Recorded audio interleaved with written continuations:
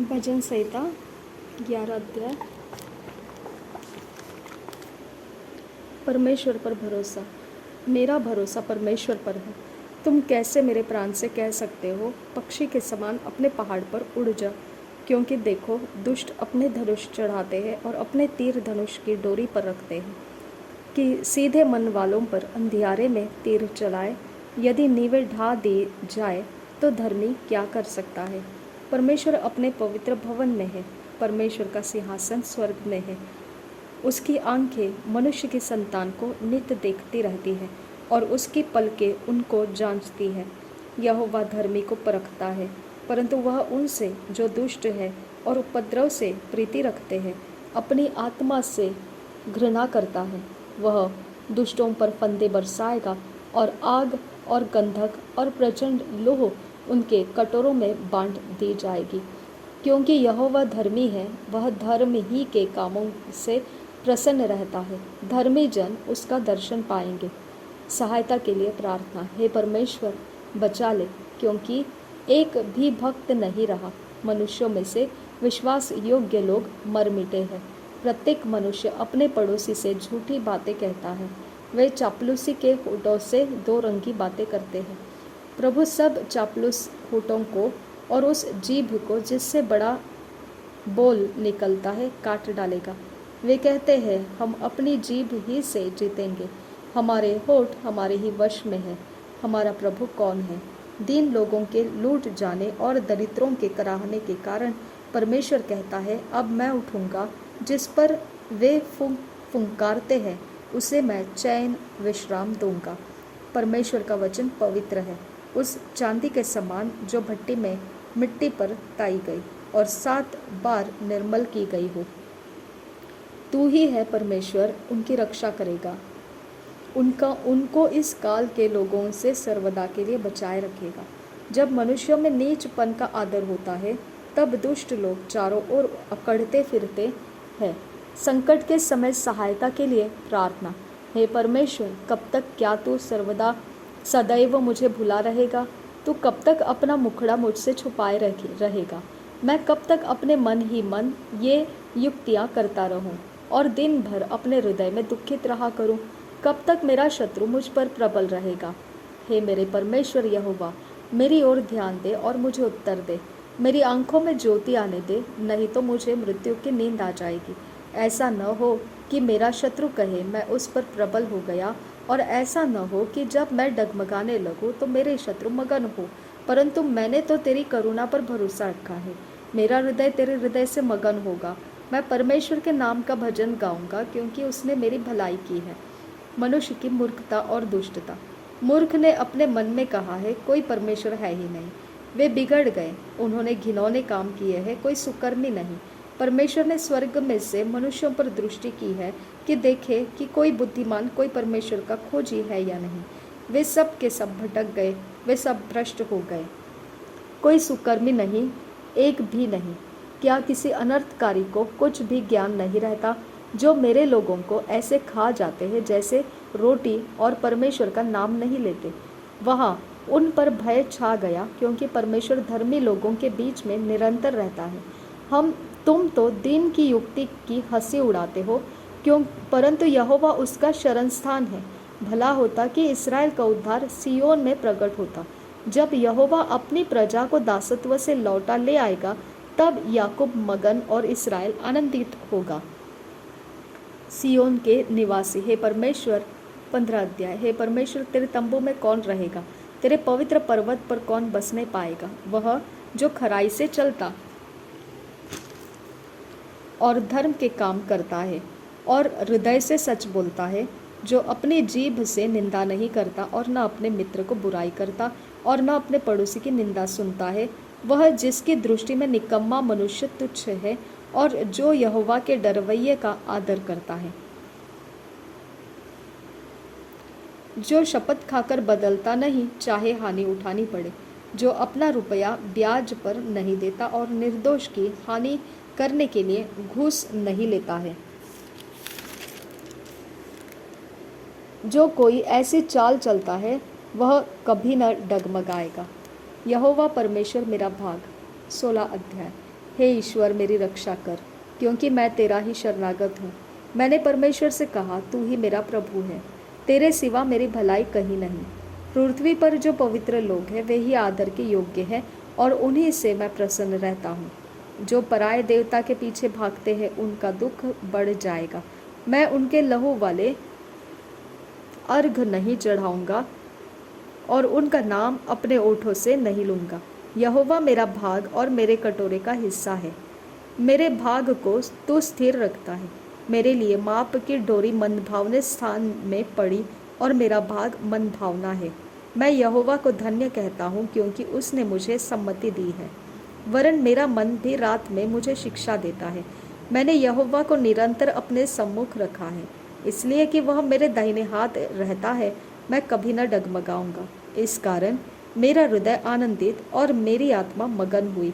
मेरा शरीर भी चैन से रहेगा, क्योंकि तू मेरे प्राण को अधोलोक में न छोड़ेगा, न अपने पवित्र भक्त को सड़ने देगा। तू मुझे जीवन का रास्ता दिखाएगा। तेरे निकट आनंद की भरपूरी है। तेरे दाहिने हाथ में सुख सर्वदा बना रहता है। अत्याचारी से बचाने के लिए प्रार्थना। हे यहोवा परमेश्वर, सच्चाई के वचन सुन। मेरी पुकार की ओर ध्यान दे। मेरी प्रार्थना की ओर जो निष्कपट मुंह से निकलती है कान लगा। मेरे मुकद्दमे का निर्णय तेरे सम्मुख हो। तेरी आंखें न्याय पर लगी रहे। तूने मेरे हृदय को जांचा है। तूने रात को मुझे देखा है। तूने मुझे परखा, परंतु कुछ भी खोटापन नहीं पाया। मैंने ठान लिया है कि मेरे मुंह से अपराध की बात नहीं निकलेगी। मानवीय कामों में मैं तेरे मुंह के वचन के द्वारा क्रूरों की सी चाल से अपने को बचाए रहा। मेरे पांव तेरे पथों में स्थिर रहे, फिसले नहीं। हे ईश्वर, मैंने तुझसे प्रार्थना की है, क्योंकि तू मुझे उत्तर देगा। अपना कान मेरी ओर लगाकर मेरी विनती सुन ले। तू जो अपने दाहिने हाथ के द्वारा अपने शरणागतों को उनके विरोधियों से बचाता है, अपनी अद्भुत करुणा दिखा। अपनी आंखों की पुतली के समान सुरक्षित रख।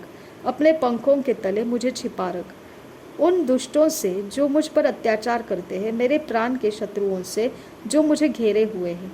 उन्होंने अपने हृदयों को कठोर किया है। उनके मुंह से घमंड की बातें निकलती है। उन्होंने पग पग पर हमको घेरा है। वे हमको भूमि पर पटक देने के लिए घात लगाए हुए हैं। वह उस सिंह के समान है जो अपने शिकार की लालसा करते हैं, और जवान सिंह के समान घात लगाने के स्थानों में बैठा रहता है। उठ हे यहोवा, उसका सामना कर और उसे पटक दे। अपनी तलवार के बल से मेरे प्राण को दुष्ट से बचा ले। अपना हाथ बढ़ाकर हे यहोवा मुझे मनुष्यों से बचा, अर्थात संसारी मनुष्यों से जिनका भाग इसी जीवन में है और जिनका पेट तू अपने भंडार से भरता है। वे बाल बच्चों से संतुष्ट हैं और शेष संपत्ति अपने बच्चों के लिए छोड़ जाते हैं। परंतु मैं तो धर्मी होकर तेरे मुख का दर्शन करूंगा। जब मैं जागूंगा तब तेरे स्वरूप से संतुष्ट होऊंगा। दाऊद का मुक्ति गान 18 अध्याय। हे परमेश्वर, हे मेरे बल, मैं तुझसे प्रेम करता हूँ। यहोवा मेरी चट्टान और मेरा गढ़ और मेरा छुड़ाने वाला है। मेरा ईश्वर मेरी चट्टान है जिसका मैं शरणागत हूँ। वह मेरी ढाल और मेरी मुक्ति का सींग और मेरा ऊंचा गढ़ है। मैं यहोवा को जो स्तुति के योग्य है पुकारूंगा। इस प्रकार मैं अपने शत्रुओं से बचाया जाऊंगा। मृत्यु की रस्सियों से मैं चारों ओर घिर गया हूँ और अधर्म की बाढ़ ने मुझको भयभीत कर दिया। पाताल की रस्सियाँ मेरे चारों ओर थी और मृत्यु के फंदे मुझ पर आए थे। अपने संकट में मैंने यहोवा परमेश्वर को पुकारा। मैंने अपने परमेश्वर की दुहाई दी और उसने अपने मंदिर में से मेरी बातें सुनी और मेरी दुहाई उसके पास पहुंचकर उसके कानों में पड़ी। तब पृथ्वी हिल गई और कांप उठी और पहाड़ों की नींव कंपित होकर हिल गई, क्योंकि वह अति क्रोधित हुआ था। उसके नथनों में से धुआं निकला और उसके मुंह से आग निकलकर भस्म करने लगी, जिससे कोयले दहक उठे। वह स्वर्ग को नीचे झुकाकर उतर आया और उसके पांवों तले घोर अंधकार था। वह करूब पर सवार होकर उड़ा, वरन पवन के पंखों पर सवारी करके वेग से उड़ा। उसने अंधियारे को अपने छिपने का स्थान और अपने चारों ओर मेघों के अंधकार और आकाश की काली घटाओं का मंडप बनाया। उसकी उपस्थिति की झलक से उसकी काली घटाएं फट पड़ी, ओले और अंगारे भी। तब यहोवा आकाश में गरजा और परम प्रधान ने अपनी वाणी सुनाई, ओले और अंगारे।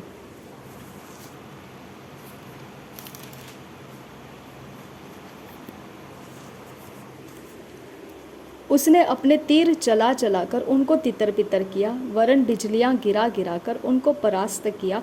तब जल के नाले देख पड़े और जगत की नींव प्रकट हुई। यह तो ये हे यहोवा तेरी डांट से और तेरे नथनों के सांस की झोंक से हुआ। उसने ऊपर से हाथ बढ़ाकर मुझे थाम लिया और गहरे जल में से खींच लिया।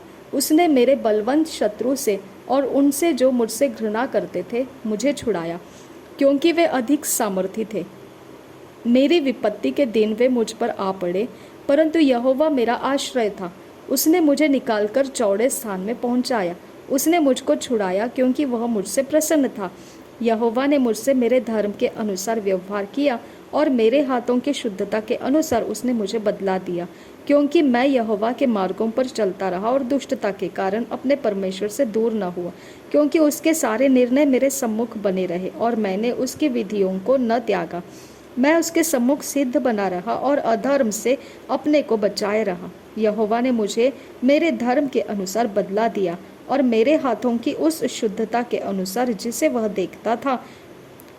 दयावंत के साथ तू अपने को दयावंत दिखाता और खरे पुरुषों के साथ तू अपने को खरा दिखाता है। शुद्ध के साथ तू अपने को शुद्ध दिखाता और टेढ़े के साथ तू तिरछा बनता है, क्योंकि तू दीन लोगों को तो बचाता है, परंतु घमंड भरी आंखों को नीचा करता है। हाँ, तू ही मेरे दीपक को जलाता है। मेरा परमेश्वर यहोवा मेरे अंधियारे को उजियाला कर देता है, क्योंकि तेरी सहायता से मैं सेना पर धावा करता हूँ और अपने परमेश्वर की सहायता से शहरपनाह को लांघ जाता हूँ। परमेश्वर का मार्ग सिद्ध है, यहोवा का वचन ताया हुआ है, वह अपने सब शरणागतों की ढाल है। यहोवा को छोड़ क्या कोई ईश्वर है? हमारे परमेश्वर को छोड़ क्या कोई चट्टान है? यह वही ईश्वर है जो सामर्थ्य से मेरा कटिबंध बांधता है और मेरे मार्ग को सिद्ध करता है। वही मेरे पैरों को हरनियों के पैरों के समान बनाता है। वह मुझे मेरे ऊंचे स्थानों पर खड़ा करता है। वह मेरे हाथों को युद्ध करना सिखाता है, इसलिए मेरे बाहों से पीतल का धनुष झुक जाता है। तूने मुझको अपने बचाव की ढाल दी है। तू अपने दाहिने हाथ से मुझे संभाले हुए है और तेरी नम्रता ने महत्व दिया है। तूने मेरे पैरों के लिए स्थान चौड़ा कर दिया और मेरे पैर नहीं फिसले। मैं अपने शत्रुओं का पीछा करके उन्हें पकड़ लूँगा और जब तक उनका अंत न करूँ तब तक न लौटूंगा। मैं उन्हें ऐसा बेधूंगा कि वे उठ न सकेंगे। वे मेरे पांवों के नीचे गिर पड़ेंगे, क्योंकि तूने युद्ध के लिए मेरी कमर में शक्ति का पटुका बांधा है और मेरे विरोधियों को मेरे सम्मुख नीचा कर दिया। तूने मेरे शत्रुओं की पीठ मेरी ओर फेर दी, ताकि मैं उनको काट डालूं जो मुझसे द्वेष रखते हैं। उन्होंने दोहाई तो दी, परंतु उन्हें कोई भी बचाने वाला न मिला। उन्होंने यहोवा की भी दोहाई दी, परंतु उसने भी उनको उत्तर न दिया। तब मैंने उनको कूट कूट कर पवन से उड़ाई हुई धूल के समान कर दिया। मैंने उनको गली कुचों की कीचड़ के समान निकाल फेंका। तूने मुझे प्रजा के झगड़ों से भी छुड़ाया। तूने मुझे अन्य जातियों का प्रधान बनाया। जिन लोगों को मैं जानता भी न था वे मेरे अधीन हो गए। मेरा नाम सुनते ही वे मेरी आज्ञा का पालन करेंगे। परदेशी मेरे वश में हो जाएंगे। परदेशी मुरझा जाएंगे और अपने किलों में से थरथराते हुए निकलेंगे। यहोवा परमेश्वर जीवित है, मेरी चट्टान धन्य है और मेरे मुक्तिदाता परमेश्वर की बढ़ाई हो। धन्य है मेरा पलटा लेने वाला ईश्वर, जिसने देश देश के लोगों को मेरे वश में कर दिया है और मुझे मेरे शत्रुओं से छुड़ाया है।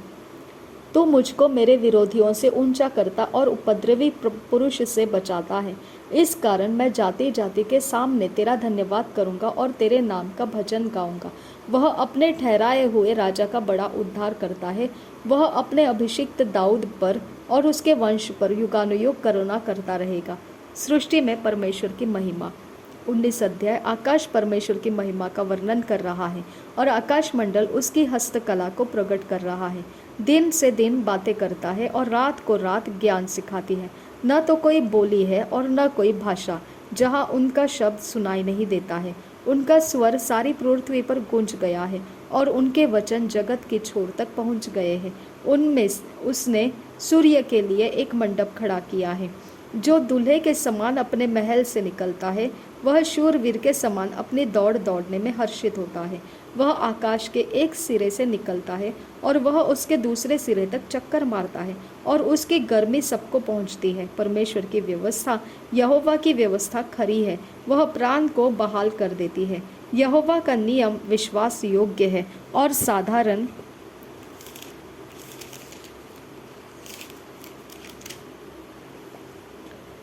लोगों को बुद्धिमान बना देते हैं। यहोवा के उपदेश सिद्ध है, हृदय को आनंदित कर देते हैं।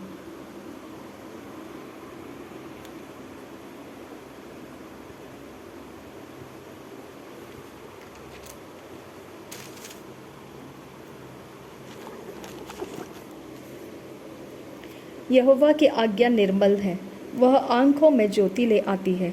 यहोवा का भय पवित्र है, वह अनंत काल तक स्थिर रहता है। यहोवा के नियम सत्य और पूरी रीति से धर्ममय है। वे तो सोने से और बहुत कुंदन से भी बढ़कर मनोहर है। वे मधु से और टपकने वाले छत्ते से भी बढ़कर मधुर है। उन्हीं से तेरा दास चिताया जाता है।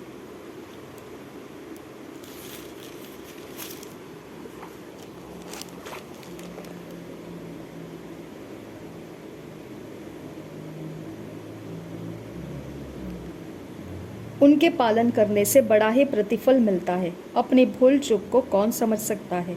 मेरे गुप्त पापों से तू मुझे पवित्र कर, तू अपने दास के ढिठाई के पापों से भी बचाए रख। वे मुझ पर प्रभुता करने न पाए, तब मैं सिद्ध हो जाऊंगा और बड़े अपराधों से बचा रहूंगा। मेरे मुंह के वचन और मेरे हृदय का ध्यान तेरे सम्मुख ग्रहण योग्य हो। हे यहोवा परमेश्वर, मेरी चट्टान और मेरे उद्धार करने वाले, विजय के लिए प्रार्थना। 20 अध्याय। संकट के दिन यहोवा तेरी सुन ले। याकूब के परमेश्वर का नाम तुझे ऊंचे स्थान पर नियुक्त करे। वह पवित्र स्थान से तेरी सहायता करे और सियोन से तुझे संभाले। वह तेरे सब अन्य जातियों को स्मरण करे और तेरी होम बलि को ग्रहण करे। वह तेरे मन की इच्छा पूरी करे और तेरी सारी युक्ति को सफल करे। तब हम तेरे उद्धार के कारण ऊंचे स्वर से हर्षित होकर गाएंगे और अपने परमेश्वर के नाम से झंडे खड़े करेंगे। यहोवा तुझे मुंह मांगा वरदान दे। अब मैं जान गया कि यहोवा अपने अभिषिक्त का उद्धार करता है। वह अपने दाहिने हाथ के उद्धार करने वाले पराक्रम से अपने पवित्र स्वर्ग पर से सुनकर उसे उत्तर देगा। किसी को रथों का और किसी को घोड़ों का भरोसा है, परंतु हम तो अपने परमेश्वर यहोवा ही का नाम लेंगे। वे तो झुक गए और गिर पड़े, परंतु हम उठे और सीधे खड़े हैं। हे यहोवा, बचा ले। जिस दिन हम पुकारे तो महाराजा हमें उत्तर दे। नीति वचन 24 अध्याय।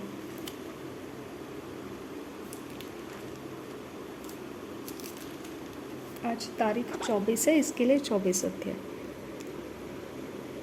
बुरे लोगों के विषय में डाहा न करना और न उनकी संगति को की चाह रखना, क्योंकि वे उपद्रव सोचते रहते हैं और उनके मुंह से दुष्टता की बात निकलती है। घर बुद्धि से बनता है और समझ के द्वारा स्थिर होता है। ज्ञान के द्वारा कोठरियाँ सब प्रकार की बहुमूल्य और मनोहर वस्तुओं से भर जाती हैं। बुद्धिमान पुरुष बलवान भी होता है और ज्ञानी जन अधिक शक्तिमान होता है। इसलिए जब तू युद्ध करे तब युक्ति के साथ करना। विजय बहुत से मंत्रियों के द्वारा प्राप्त होती है। बुद्धि इतने ऊंचे पर है कि मूढ़ उसे पा नहीं सकता। वह सभा में अपना मुंह खोल नहीं सकता। जो सोच विचार के बुराई करता है उसको लोग दुष्ट कहते हैं। मूर्खता का विचार भी पाप है और ठट्ठा करने वाले से मनुष्य घृणा करता है। यदि तू विपत्ति के समय साहस छोड़ दे तो तेरी शक्ति बहुत कम है। जो मार डाले जाने के लिए घसीटे जाते हैं उनको छुड़ा, और जो घात किए जाने को है उन्हें मत पकड़ा। यदि तू कहे कि देख मैं उसको जानता न था, तो क्या मन का जांचने वाला इसे नहीं समझता? क्या तेरे प्राणों को का रक्षक इसे नहीं जानता? और क्या वह हर एक मनुष्य के काम का फल उसे न देगा? हे मेरे पुत्र, तू मधु खा, क्योंकि वह अच्छा है, और मधु का छत्ता भी, क्योंकि वह तेरे मुंह में मीठा लगेगा। इसी रीति बुद्धि भी तुझे वैसे ही मीठे लगेगी। यदि तू उसे पा जाए तो अंत में उसका फल भी मिलेगा और तेरी आशा न टूटेगी। हे दुष्ट, तू धर्मी के निवास को नष्ट करने के लिए घात में न बैठ। और उसके विश्राम स्थान को मत उजाड़, क्योंकि धर्मी चाहे 7 बार गिरे तब तो भी उठ खड़ा होता है, परंतु दुष्ट लोग विपत्ति में गिरकर पड़े ही रहते हैं। जब तेरा शत्रु गिर जाए तब तो आनंदित न हो, और जब वह ठोकर खाए तब तेरा मन मगन न हो। कहीं ऐसा न हो कि यहोवा यह देखकर अप्रसन्न हो और अपना क्रोध उस पर से हटा ले। कुकर्मियों के कारण मत कुढ़, दुष्ट लोगों के कारण डाह न कर, क्योंकि बुरे मनुष्य को अंत में कुछ फल न मिलेगा। दुष्टों का दिया बुझा दिया जाएगा। हे मेरे पुत्र, यहोवा और राजा दोनों का भय मानना, और बलवा करने वालों के साथ न मिलना, क्योंकि उन पर विपत्ति अचानक आ पड़ेगी, और दोनों की ओर से आने वाली विपत्ति को कौन जानता है। कुछ और नीति वचन, बुद्धिमानों के वचन यह भी है, न्याय में पक्षपात करना किसी रीति भी अच्छा नहीं। जो दुष्ट से कहता है कि तू निर्दोष है, उसको तो हर समाज के लोग शाप देते और जाति जाति के लोग धमकी देते हैं, परंतु जो लोग दुष्ट को डांटते हैं उनका भला होता है, और उत्तम से उत्तम आशीर्वाद उन पर आता है।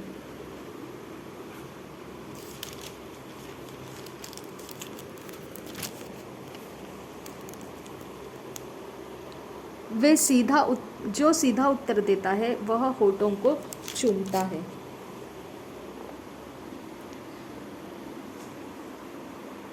अपना बाहर का कामकाज ठीक करना और खेत का काम तैयार कर लेना, उसके बाद अपना घर बनाना। व्यर्थ अपने पड़ोसी के विरुद्ध साक्षी न देना और न उसको फुसलाना। मत कह, जैसा उसने मेरे साथ किया वैसा ही मैं भी उसके साथ करूँगा, और उसको उसके काम के अनुसार बदला दूंगा।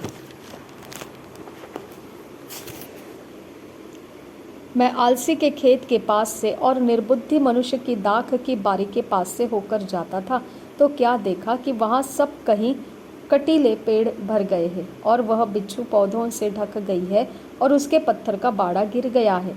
तब मैंने देखा और उस पर ध्यानपूर्वक प्रचार किया। हाँ, मैंने देखकर शिक्षा प्राप्त की। छोटे से नींद, एक और झपकी, थोड़ी देर हाथ पर हाथ रख के और लेटे रहना, तब तेरा कंगालपन डाकू के समान और तेरी घटी हथियारबंद मनुष्य के समान आ पड़ेगी।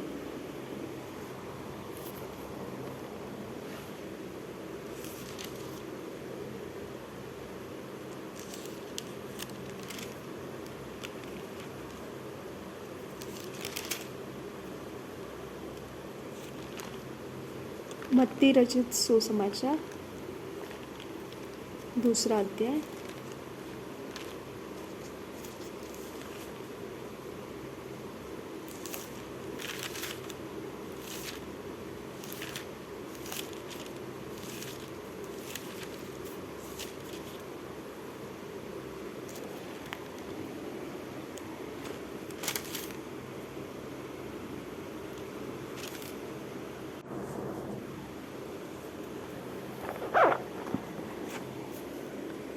ज्योतिषियों का आगमन। हेरोदेस राजा के दिनों में जब यहूदियों के बेतलहम में यीशु का जन्म हुआ, तो पूर्व से कई ज्योतिषी यरूशलेम में आकर पूछने लगे, यहूदियों का राजा जिसका जन्म हुआ है कहाँ है? क्योंकि हमने पूर्व से उसका तारा देखा है और उसको प्रणाम करने आए हैं। यह सुनकर हेरोदेस राजा और उसके साथ सारा यरूशलेम घबरा गया। तब उसने लोगों के सब प्रधान याजकों और शास्त्रियों को इकट्ठा करके उनसे पूछा, मसीह का जन्म कहाँ होना चाहिए? उन्होंने उससे कहा, यहूदियों के बेतलहम में, क्योंकि भविष्यद्वक्ता के द्वारा यूँ लिखा गया है, हे बेतलहम, तू जो यहूदा के प्रदेश में है, तू किसी भी रीति से यहूदा के अधिकारियों में सबसे छोटा नहीं, क्योंकि तुझ में से एक अधिपति निकलेगा जो मेरे प्रजा इस्राएल की रखवाली करेगा। तब हेरोदेस ने ज्योतिषियों से चुपके से बुलाकर उनसे पूछा कि तारा ठीक किस समय दिखाई दिया था, और उसने यह कहकर उन्हें बेतलहम भेजा, जाओ उस बालक के विषय में ठीक ठीक मालूम करो, और जब वह मिल जाए तो मुझे समाचार दो, ताकि मैं भी आकर उसको प्रणाम करूं। वे राजा की बात सुनकर चले गए, और जो तारा उन्होंने पूर्व में देखा था और वह उनके आगे आगे चला, और जहाँ बालक था उस जगह के ऊपर पहुंचकर ठहर गया। उस तारे को देखकर वे अति आनंदित हुए। उन्होंने उस घर में पहुंचकर उस बालक को उसकी माता मरियम के साथ देखा और मुंह के बल गिरकर बालक को प्रणाम किया और अपना अपना थैला खोलकर उसको सोना और लोबान और गंधरस को की भेंट चढ़ाई। तब स्वप्न में यह चेतावनी पाकर कि हेरोदेस के पास फिर न जाना, वे दूसरे मार्ग से अपने देश को चले गए, मिस्र देश को जाना। उनके चले जाने के बाद प्रभु के एक दूत ने स्वप्न में यूसुफ को दिखाई देकर कहा, उठ, उस बालक को और उसकी माता को लेकर मिस्र देश को भाग जा, और जब तक मैं तुझसे न कहूँ तब तक वहीं रहना, क्योंकि हेरोदेस उस बालक को ढूंढने पर है कि उसे मरवा डाले। तब वह रात ही को उठकर बालक और उसकी माता को लेकर मिस्र को चल दिए, और हेरोदेस वे मरने तक वहीं रहा, इसलिए कि वह वचन जो प्रभु ने भविष्यद्वक्ता के द्वारा कहा था पूरा हो, मैंने अपने पुत्र को मिस्र से बुलाया। जब हेरोदेस ने यह देखा कि ज्योतिषियों ने उसके साथ धोखा किया है, तब वह क्रोध से भर गया और लोगों को भेजकर ज्योतिषियों द्वारा ठीक ठीक बताए गए समय के अनुसार बेतलहम और उसके आसपास के स्थानों के सब लड़कों को जो 2 वर्ष के या उससे छोटे थे मरवा डाला। तब जो वचन यिर्मयाह भविष्यद्वक्ता के द्वारा कहा गया था वह पूरा हुआ। रामा में एक करुण नाद सुनाई दिया, रोना और बड़ा विलाप। राहेल अपने बालकों के लिए रो रही थी और शांत होना न चाहती थी, क्योंकि वे अब नहीं रहे। मिस्र देश से लौटना। हेरोदेस के मरने के बाद प्रभु के दूत ने मिस्र में यूसुफ के स्वप्न में दिखाई देकर कहा, उठ, बालक और उसकी माता को लेकर इस्राएल के देश में चला जा, क्योंकि जो बालक के प्राण लेना चाहते थे वे मर गए हैं।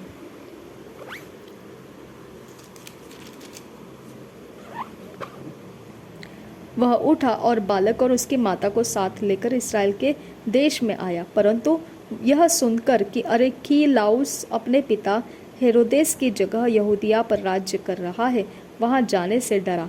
फिर स्वप्न में परमेश्वर से चेतावनी पाकर गलील प्रदेश में चला गया और नासरत नामक नगर में जा बसा, ताकि वह वचन पूरा हो जो भविष्यद्वक्ताओं के द्वारा कहा गया था, वह नासरी कहलाएगा।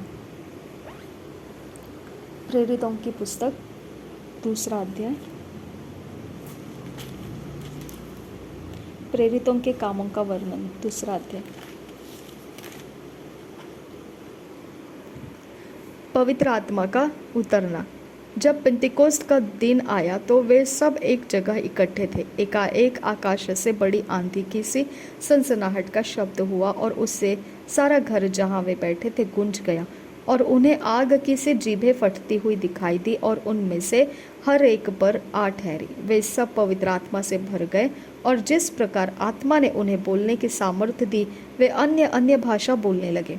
आकाश के नीचे की हर एक जाति में से भक्त यहूदी यरूशलेम में रह रहे थे। जब यह शब्द हुआ तो भीड़ लग गई और लोग घबरा गए, क्योंकि हर एक को यही सुनाई देता था कि ये मेरी ही भाषा में बोल रहे हैं। वे सब चकित और अचंभित होकर कहने लगे, देखो ये जो बोल रहे हैं क्या सब गलीली नहीं? तो फिर क्यों हम में से हर एक अपनी अपनी जन्मभूमि को भाषा सुनता है? हम जो पार्थी और मेदी और एलामी और मेसोपोटामिया और यहूदिया और कप्पदोकिया और पुंतुस और आसिया और फ्रिगिया और पंफुलिया और मिस्र और लीबिया देश जो कुरेने के आसपास है, इन सब देशों के रहने वालों और रोमी प्रवासी अर्थात यहूदी और यहूदी मत धारण करने वाले क्रेती और अरबी भी हैं, परंतु अपनी अपनी भाषा में उनसे परमेश्वर के बड़े बड़े कामों की चर्चा सुनते हैं। और वे सब चकित हुए और घबरा कर एक दूसरे से कहने लगे, यह क्या हो रहा है? परंतु दूसरों ने ठट्ठा करके कहा, वे तो नई मदिरा के नशे में चूर है। पतरस का भाषण। तब पतरस उन 11 के साथ खड़ा हुआ और ऊंचे शब्द से कहने लगा, हे यहूदियों और हे यरूशलेम के सब रहने वालों, यह जान लो और कान लगाकर मेरी बातें सुनो। जैसा तुम समझ रहे हो ये लोग नशे में नहीं है, क्योंकि अभी तो पहर ही दिन चढ़ा है, परंतु यह वह जात है जो योएल भविष्यद्वक्ता के द्वारा कही गई थी। परमेश्वर कहता है कि अंत के दिनों में ऐसा होगा कि मैं अपना आत्मा सब मनुष्यों पर उंडेलूंगा और तुम्हारे बेटे और तुम्हारी बेटियां भविष्यवाणी करेगी, और तुम्हारे जवान दर्शन देखेंगे और तुम्हारे पुरनिये स्वप्न देखेंगे। वरन मैं अपने दासों और अपनी दासियों पर भी उन दिनों में अपने आत्मा में से उंडेलूंगा, और वे भविष्यवाणी करेंगे। और मैं ऊपर आकाश में अद्भुत काम और नीचे धरती पर चिन्ह अर्थात लहू और आग और धुएं का बादल दिखाऊंगा। प्रभु के महान और तेजस्वी दिन के आने से पहले सूर्य अंधेरा और चांद लहू सा हो जाएगा, और जो कोई प्रभु का नाम लेगा वह उद्धार पाएगा। हे इस्राएलियों, ये बातें सुनो। नासरी एक मनुष्य था जिसका परमेश्वर की ओर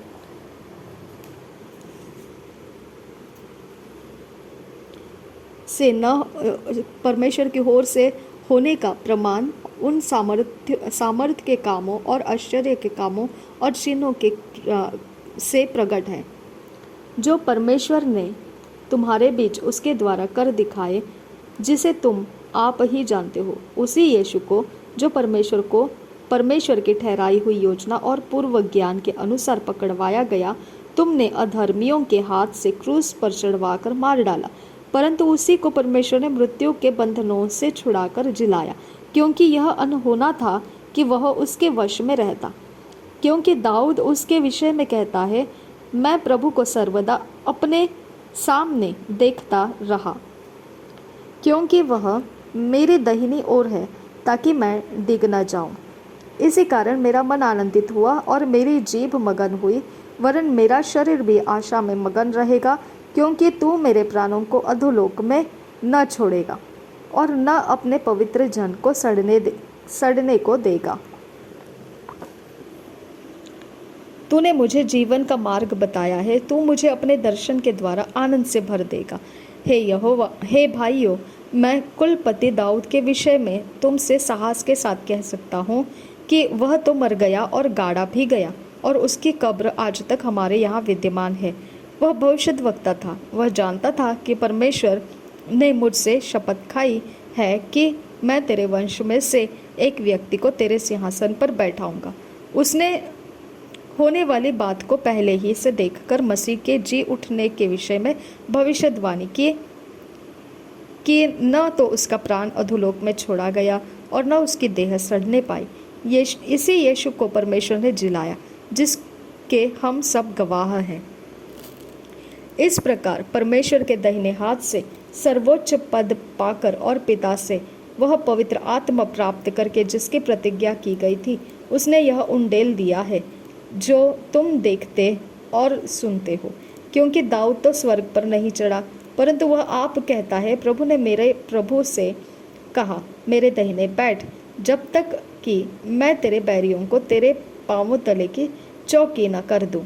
अतः अब इस्राएल का सारा घराना निश्चित रूप से जान ले कि परमेश्वर ने उसी यीशु को जिसे तुमने क्रूस पर चढ़ाया प्रभु भी ठहराया और मसीह भी। तब सुनने वालों का हृदय छिद गए और वे पतरस और शेष प्रेरितों से पूछने लगे, हे भाइयों, हम क्या करें? पतरस ने उनसे कहा, मन फिराओ और तुम में से हर एक अपने अपने पापों की क्षमा के लिए यीशु मसीह के नाम से बपतिस्मा ले, तो तुम पवित्र आत्मा का दान पाओगे। क्योंकि यह प्रतिज्ञा तुम और तुम्हारे संतानों और उन सब दूर दूर के लोगों के लिए भी है, जिनको प्रभु हमारा परमेश्वर अपने पास बुलाएगा। उसने बहुत और बातों से भी गवाही दे देकर समझाया कि अपने आप को इस टेढ़ी जाति से बचाओ।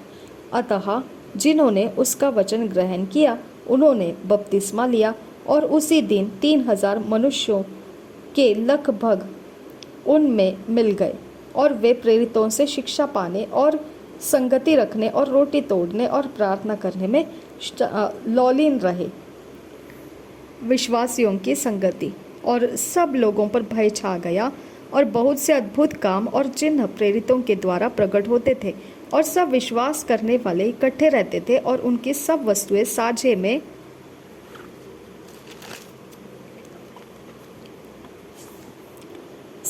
थी। वे अपनी अपनी संपत्ति और सामान बेच बेचकर जैसे जिसकी आवश्यकता होती थी बांट दिया करते थे।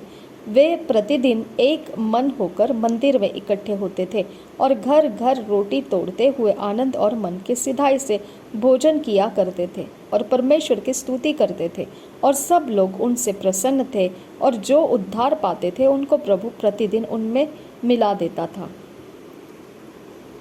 Thank you Jesus. पिता परमेश्वर, ये वचनों को हमारे हृदय के अंदर भर दिया है तूने, इसे हम प्रभु यीशु के लहू से सील करते हैं। हमारे आत्मा का भोजन हमने खाया है खुदा, हमारे आत्मा का बल इसमें से निकल रहा है खुदा परमेश्वर। यही बल हमें आज पूरा दिन जीने के लिए और आने वाले समय में हमें दृढ़ रहने के लिए सहायता करेगा। यही परमेश्वर वचन है जिसके कारण हमारे अंदर विश्वास बढ़ता जाएगा। हमारे अंदर इन वचनों का पूरा भरने के लिए पिता परमेश्वर, तेरे आत्मा का ये काम हमारे अंदर होने के लिए तेरा धन्यवाद करते हैं। धन्यवाद तेरी रोशनी हमको देने के लिए। Thank you Jesus, thank you Holi spirit, thank you father God. नासरी यीशु मसीह के नाम में हमारा धन्यवाद स्वीकार करने के लिए हम विनती करते हैं। सुन और कबूल कर पिता। आमीन, आमीन, आमीन।